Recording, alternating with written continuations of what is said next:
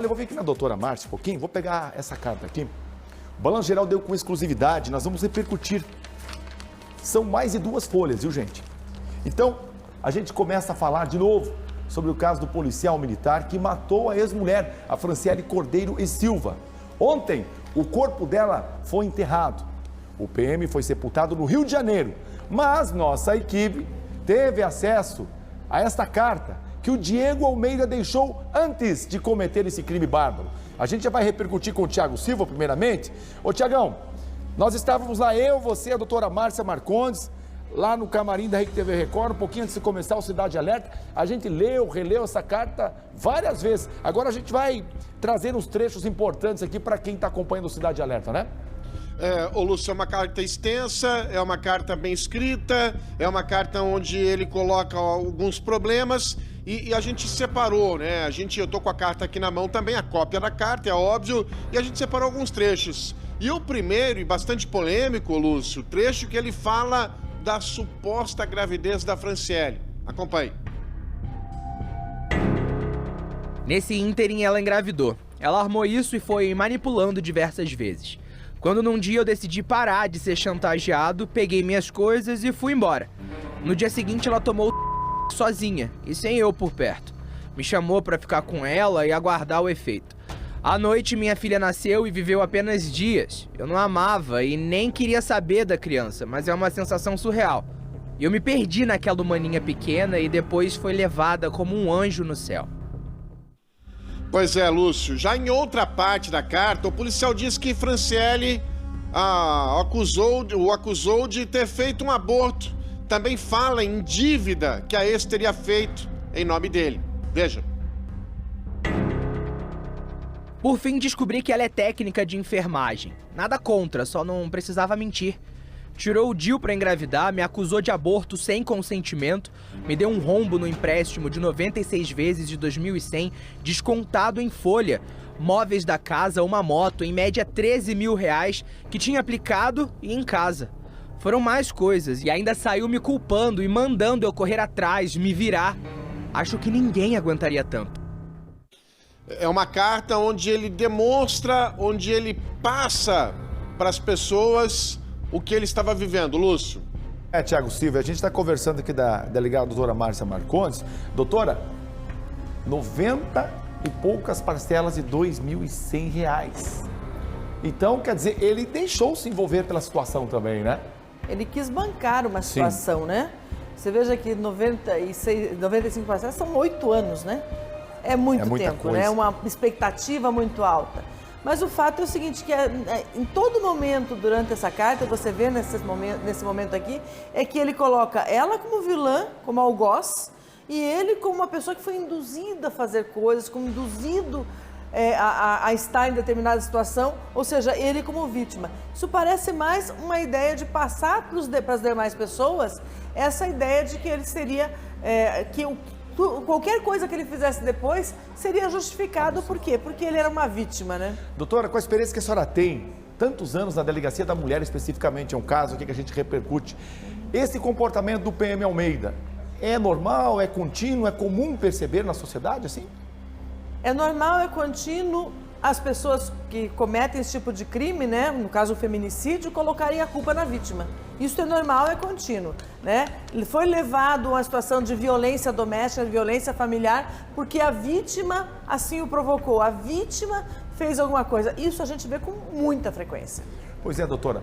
Olha, em outro trecho da carta, doutora Márcia, quem acompanha o Cidade Alerta, Thiago Silva, o soldado Almeida pede desculpas a uma pessoa e cita uma suposta divisão de bens dele aos amigos.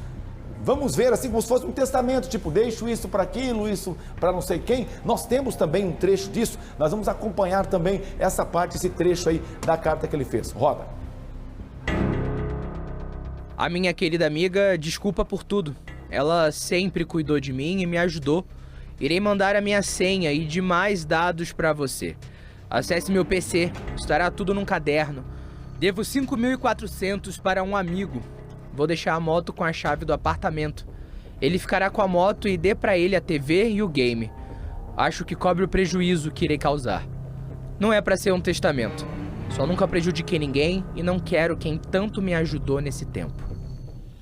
Pois é, Lúcio. No outro trecho também, no outro pedaço da carta que a nossa produção separou, é uma carta bastante extensa, é uma carta que fala inclusive em nome do alto comando, cita o alto comando da Polícia Militar. Ele diz que, abre aspas, Lúcio, foi vítima de muita coisa, fecha aspas. Disse também que a relação com Franciele fez ele perder a cabeça e não achar mais solução. Acompanhe. Tenho muita coisa a dizer, mas infelizmente eu fui vítima de muita coisa. Estudante de criminologia, sempre publiquei artigos em defesa e combate à violência contra a mulher. Mas há mulheres que são vítimas de verdade e há mulheres que fingem e agridem o homem até que ele não aguente. Não é uma questão de feminicídio, pela questão dela ser mulher, mas por tudo que ela fez comigo. Um homem saudável e com a cabeça sempre focado. Ficou perdido e não achou mais solução.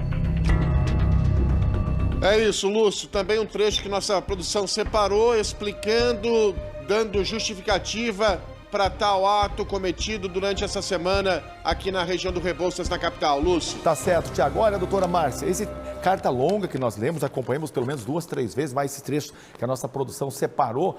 Ali, é claro, ele alega bens, motos, dívidas, né? Móveis também ele alega que teria ali que ser dividido com a ex-mulher, vamos chamar assim. Mas independente de qualquer coisa que a mulher tenha feito, nada justifica tirar a vida de alguém. Absolutamente nada, né, doutora? Seria muito mais fácil ter os meios legais para resolver, não é? De fato, a gente vê algumas situações, né? A gente teve algumas pessoas que inclusive fizeram comentários hoje durante o BG, falando que sofreram problemas com ex-mulheres deles, na situação de divisão de bens, situações de outras situações envolvendo o término do casamento.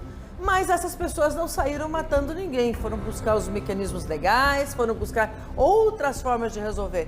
Então é fato, ainda mais uma pessoa que informa, ter conhecimento da lei, ter conhecimento de como as coisas funcionam, seria a pessoa com mais motivação ainda para buscar um mecanismo legal e não desaguar numa tragédia como essa, né? Doutora, e conforme nós lemos essa carta, tudo ali deixa muito claro que foi premeditado. Inclusive, a forma como ele escreveu, uma espécie de uma despedida, inclusive a família, depois espera o momento certo de pegar a arma para 40 minutos depois cometer o crime.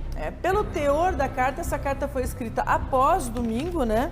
E evidentemente antes do fato, ou seja, nesse período, porque ele fala no boletim de ocorrência que ela teria feito no domingo. Então, foi feito neste ínterim.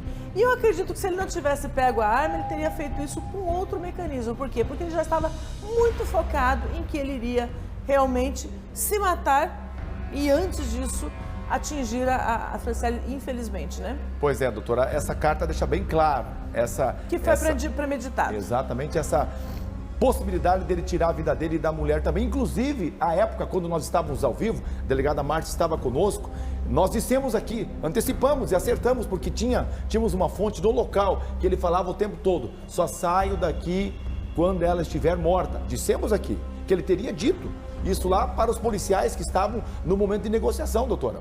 Mas digo mais, em nenhum momento nós temos uma prova de vida, né? Muito provavelmente, pela situação do veículo, ela morreu exatamente naquele momento. Não tem nenhuma prova de que ela estava viva posteriormente, né? Tá certo então, doutora.